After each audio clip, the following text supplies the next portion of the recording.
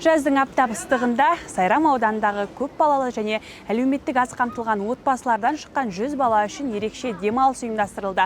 Аудан әкімдігі мен демеушілердің қолдауымен өткен шара балаларға көтеріңкі көңіл күй сыйлап, жазғы демалысты мазмұнды өткізуге мүмкіндік берді. Балалар күн бойы бассейнде суға шомылып, түрлі ойын-сауық бағдарламаларына қатысып, құрдастарымен бірге көңілді уақыт өткізді. Сонымен қатар оларға арнайы дастархан жайылып, тәттілер мен сусындар ұсынылды. Балалардың жауапкершілігі басты назарда деген аудан әкімі шара барысында төтенше жағдайлар департаментімен бірлесе қауіпсіздік шаралары қатаң сақталуда дейді. Демалысқа әр бала ата-анасымен бірге шақырылып, бассейннің айналасында құтқарушылар қатар жұмылдырылған. Қазіргі таңда барлық аудан қалаларда тренд болып отыр, су шашу.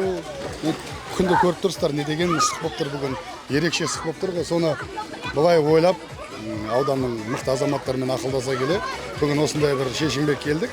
100-ден аса балаларды осы бассейнге шомылдырып, кішкене көңілдерін аулатып, қазір күн ыстықтан есек бұлардың барлығы төсек жүрмейді. Сондықтан да ата-аналарымен бірге сол бір 2-3 шақты адамға дастархан жайып, тамақтандырып, осы жерге келіп бассейнге шомылып, кішкене бір ерекше бір көңіл күй сыйлағымыз келді аудан деңгейінде. Қазір бүгін кешке де Ақсукент 2-де де үлкен шара өткелі тұр. Мына осы шараға ауданның мықты азаматтары бар, белсенділері бар, кәсіпкерлер бар, барлығы өз тарапынан атсалысып жатыр. Одан бөлек мынау ауданның төтенше жағдай қызметкерлері мынау шомылып жатқан балаларға назар аударып, қарап, бірақ дегенмен де бассейннің өзінде де ондай құтқарушы жігіттері бар. Үлгермей жатыр мына. Себебі көріп тұрсыздар қаншама бала. Әрқайсысының артынан қарап жүру керек. Ата-аналар өздері бір шетте отыр. Сондықтан да ойлаймын бұл шараны ойластыру ешқандай қиындық тудырмады. Әлі алда жоспар көптеген дүниелер бар ұйымдастыратын. Төтенше жағдай қызметкерлері қазір 6 бала осы жерде жүр, 6 қызметкер. Көзі қарап тұрсаң, периметр қойдық, мына үлкен бассейнге. Кішкентай бүлдіршіндерге ол жерде де отдельно 2 қызметкер бақылап қарап отыр.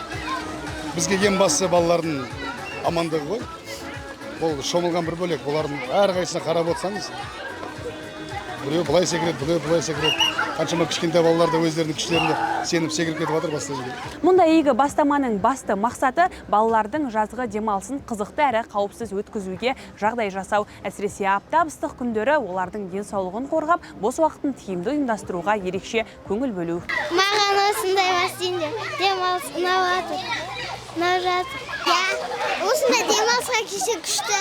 Осындай демалыста мен тынықталып, шомылып жүресің, рахаттанасың. Осы күшті болды, ашылғанда қуаныштымын. Күшті өте маған ұнап жатыр. Барлығы күшті болып жатыр, ойдағыдай жасалған екен. Балалардың жүзіндегі шаттық пен күлкі шараның ең үлкен нәтижесі болды. Осындай әлеуметтік бастамалар олардың жазғы демалысын есте қаларлықтай етіп қана қоймай, қоғамның қамқорлығын сезінуге де мүмкіндік береді. Гүлнұр Еркінқызы, Ерлан Бексейіт, Нұрсұлтан Анваров, Уақыт телеарнасы.